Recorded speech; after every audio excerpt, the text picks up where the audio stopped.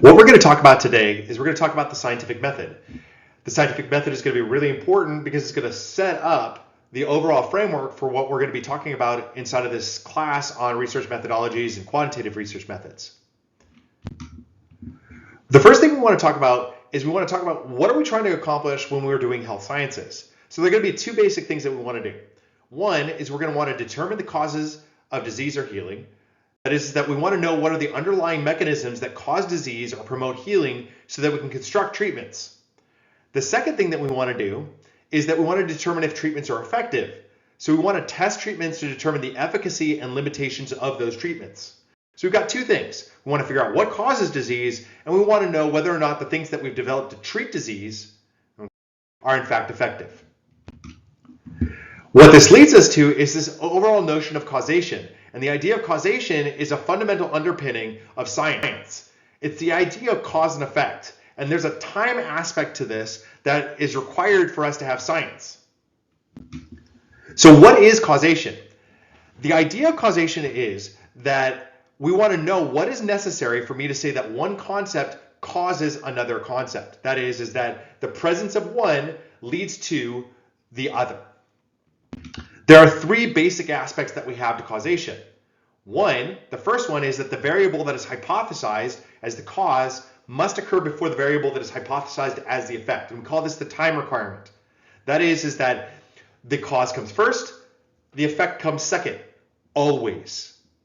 The second part for causation is that if the cause variable is not present, there is no change in the effect variable. We call this the change requirement. That is that everything else is equal, and then what we do is we add the cause element, and then we get the effect. Okay? The only change is the cause element. That's the ideal, at least. The third is that there's going to be a mathematical relationship between cause and effect, and this is where statistics come in, and this is called a correlation or an association requirement. That is mathematically, we are more likely to see the effect in the presence of the cause than if we did not have the cause. Let's give an example. So let's say, for example, we have a COVID-19 vaccine. So the first thing inside of our COVID-19 vaccine, in order to determine if the vaccine is in fact effective in preventing COVID, is one, we have this time requirement. That is, the vaccine is administered before the patient is exposed to COVID. If the patient is exposed to COVID before the vaccine and the individual gets COVID, then we can't actually say whether or not the vaccine was effective or not because it wasn't there when COVID was exposed to. The second part is our change requirement. It is assumed that in the absence of the vaccine, the patient has the same likelihood of contracting COVID as an unvaccinated person. So let's imagine that what we have is we have two cloned individuals, two individuals who are exactly identical in every single way. They've lived the exact same lives, no difference between the two of them.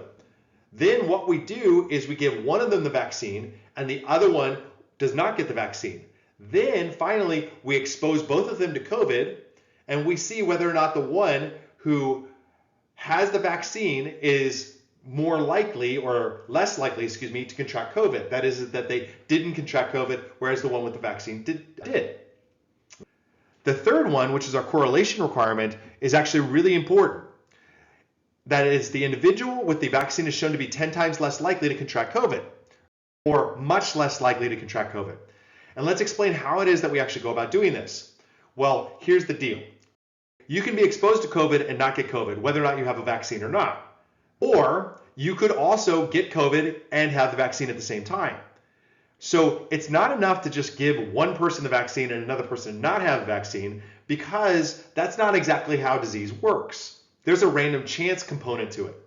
So what we need to do is we're going to need to collect groups of people, large groups of individuals, and what we'll do is we'll make sure that those two groups of individuals are as alike as possible, just like as if we cloned the two individuals. So let's think hypothetically, best case scenario, we've got 100 people and 50 of them in one group given the vaccine, 50 of them in the other group given the vaccine. They are clones of each other. They are all absolutely identical, except for one group has the vaccine, the other does not. Then what we do is we expose all of them to COVID, and we see if the group with the vaccine has far fewer people with COVID than the group without the vaccine. If it turns out that the group with the vaccine has far fewer people with COVID than the group without it, then what we can say is that we have evidence that the COVID vaccine is in fact effective. And that's that correlation effect. It's not saying that anybody with a vaccine will not get COVID and those without it will get COVID. It's saying that if you had the vaccine, you're much less likely to get COVID. So those are our three requirements. We've got the time requirement. That is that the vaccine showed up before we actually exposed them to COVID. We have the change requirement. Everybody's identical or as close to identical as we can get without actually, or as close to identical as we can get. And then the third is that we have enough people to test so that we can see that the group with the treatment is far less likely to get the disease than the group without the treatment. And then that gives us our conclusion that the COVID vaccine is effective in reducing transmission of COVID. Where do we get these ideas from? We get these ideas from these notions of theories and hypotheses, and we want to actually distinguish between the two of them. What is a theory? A theory in science is the strongest and most powerful enduring concept in science. It tells us how the world works based upon scientific evidence. There's a lot of evidence that has built up theory. And so consequently, we want to get that this is not any kind of guess. This is not the kind of thing that we take lightly. A theory is a very, very important and big idea. Theories have been shown to be robust. That is that they work in a variety of environments and with a variety of populations. We've seen them work over and over and over again in a lot of different scenarios.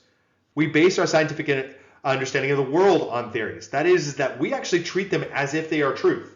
We continue to test them, but they are going to be treated as truth. So like, for example, the theory of relativity is not some idea of like, well, maybe it works, maybe it doesn't. No, it's so robust that basically everybody just assumes relativity. It's true. They are not educated guesses. What do we call what is closest for us to the idea of an educated guess in science? That's called a hypothesis. So a hypothesis is an educated guess, but when we talk about educated guess, we're talking about a whole different level of educated. We use theories to inform how we think that a new treatment might perform or what might be the causes of disease. So these hypotheses are based upon theory. They're based upon what we know to be true or what we think very, very strongly to be true. Then we develop a proposition, and that's something that can be tested to be true or false. And that's how hypotheses work too. They're not really descriptive for us. They're yes or no questions. Does the treatment work or does it not? Is the cause of X Y, or is the cause of X something not Y? Is it Y or not? Those are what we call propositions. And then we test the hypothesis to see if we are correct or not. All right? So what we do is we take theory, that is this thing that we really do believe to be true, we create hypotheses in order to test it, and then we see whether or not our hypotheses match the theory or not. We go in and we test over and over, see whether or not it works in different populations, whether it works in different time elements, in a lot of different areas to see how robust that theory actually happens to be. So an example would be something like an effective use of telehealth. Let's say that we have a theory that telehealth is an effective way to administer occupational therapy. What we're not so sure about is whether or not it's actually as good as in-home outpatient or skilled nursing. So we might actually develop a hypothesis. Individuals who use telehealth have better health outcomes than people who use no treatment at all, but have slightly worse outcomes than those who use in-home, outpatient, or skilled nursing. So this theory now is going to test it to a different level. That is it better or as good as in-home, outpatient, or skilled nursing? And maybe they're thinking, no, it's probably not as good. The final thing that we're going to be talking about inside this lecture is the scientific method, which is actually the process that we then use to test hypotheses. So here's our basic layout for determining causation. So one, we're going to set up a question that we're interested in studying or we want to find an answer to. Then we're going to understand the general scientific theory that will inform your question. That is that we go out, we read the literature, we really understand what it is that we think are the causes of these diseases, what are the things that might be really effective, what has already been effective in treating these diseases, and this is going to develop our understanding of what might be an effective treatment. We'll develop a hypothesis that can then be tested, that is falsified. Something that we can say, yes, it's true, no, it's not true, or yes, we have evidence, no, we do not have evidence to support this hypothesis. Then we're going to develop an experiment or a study that will allow us to determine causation, right? This is something that we're going to sit there and we're going to say, okay, does it have those three elements that will allow us to prove causation, okay? Is it going to add to our understanding of the scientific literature, to the understanding of this disease, to the understanding of this treatment of this disease, okay? Then we'll test the hypothesis using an experiment. We'll actually run the experiment, and then we're going to figure out, finally, determine if the theory is strengthened or weakened by our findings. That is where our quantitative methods will come in, our statistics come in.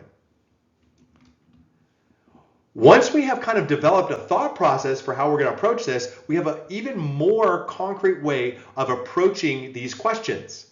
And this is our scientific method. One, we're going to start out with question development. That is a question that we want to be answered. And we want to make sure that our questions are structured in such a way that they can be answered utilizing the methods that we're looking to use. Then we're going to design our study. Our study needs to be designed in such a way to allow us to prove causation, or to at least solidify causation in the best way possible. Then we'll design our samples. That is the ways that we can kind of create those two groups that are going to be as alike as possible, so that we can then come to the most robust findings. Then we'll design an experiment, all right? Then we'll figure out how it is that we're going to measure our outcomes to make sure that we know concretely whether or not we actually got an effect. And that's going to be really important. We're going to talk a lot about measurement inside of this class. Then we'll observe, that is that we're going to run the experiment and see what happens. Then we're going to test our hypothesis, okay? And that's where our statistical methods are going to come in. And then we're going to interpret the methods that we use from our hypothesis testing to determine whether or not we got a correct answer to our question. And that is going to be the process that we're going to be looking at inside of this class. So what we've talked about inside of this video is, one, we've talked a bit about what is causation. That is the basic thing that we're trying to prove whenever we go out looking to test something from a quantitative perspective. Two, we talked about the difference between theories and hypotheses. That is that theories are the big body of knowledge, that idea that we really do believe these things to be true.